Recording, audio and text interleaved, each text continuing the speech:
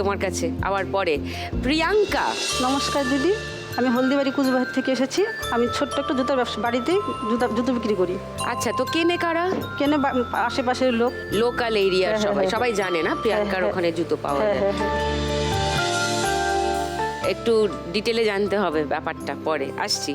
তাহবিলা, নমস্কার, আমি তাহাবিলা খাতুন। আমি বীরভূমে বোলপুর থেকে আসছি। আমি হাউস ওয়াইফ। বোলপুর। বোলপুর। আচ্ছা, তোমার জীবনের গল্পও শুনতে চাই। তুমি গৃহবধূ? হ্যাঁ, গৃহবধূ। ওকে, বাহ, তিনজনেরই নিশ্চয়ই বলার কিছু আছে হ্যাঁ, আমাকে।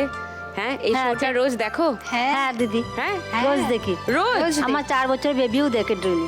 ও, 4 বছরের বেবি এসছে কোথায়? ওই বসে আছে। হ্যালো, তোমার নাম কি গো? শ্রিয়া খাতুন। শ্রিয়া খাতুন।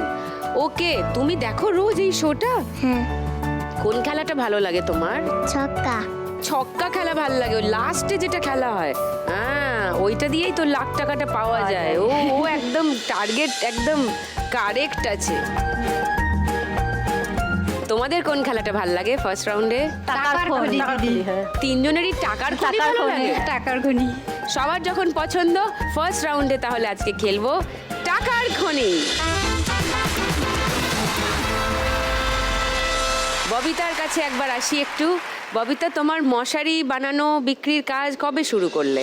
22 বছর হয়ে গেছে দিদি আমার মশারি ব্যবসা। ও হ্যাঁ, আমি এর আগে মশারি কারিগর ছিলাম। যখন আমি ব্যবসা করতাম না, তার আগে অন্যের কাছ থেকে মশারির নিয়ে এসে নিজে মেশিনে তৈরি করতাম। এবার আমি আমার হাজবেন্ড দুজনেই এটাই করতাম। বাহ। এবার ওটার থেকে আমাদের সংসার একদমই চলছে না।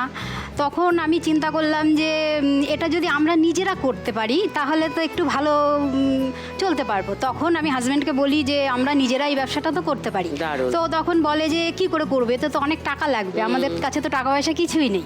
আমি তখন বললাম তা একটু লোন করা যায় না, আমাদের তো নিজেদের বাড়ি, দলিল আছে। আমার এক কাকু ছিলেন, ওনাকে গিয়ে বলার পরে উনি আমাদের ব্যাংকে সব করিয়ে একটা লোন করিয়ে দিল 50,000 টাকা। বাহ। মশারি তৈরি করার জন্য যা যা নেট, জিনিস লাগে, হ্যাঁ। নেট, ফিতে, সুতো, কাপড় সব নিজেরা নিয়ে এসে বাহ। নিজেরা কেটে তৈরি করি। তৈরি করলেই তো হবে না, এবার তো বিক্রি করতে হবে।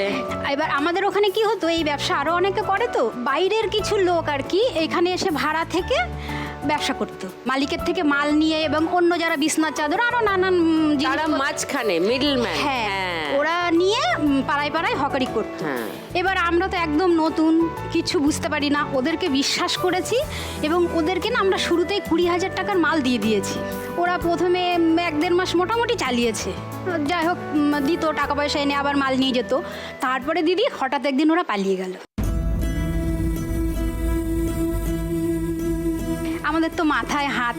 কত টাকার জিনিস নিয়ে পালালো? 20 থেকে 22,000 টাকার জিনিস নিয়ে ওরা পালিয়ে গেছে। বাবা।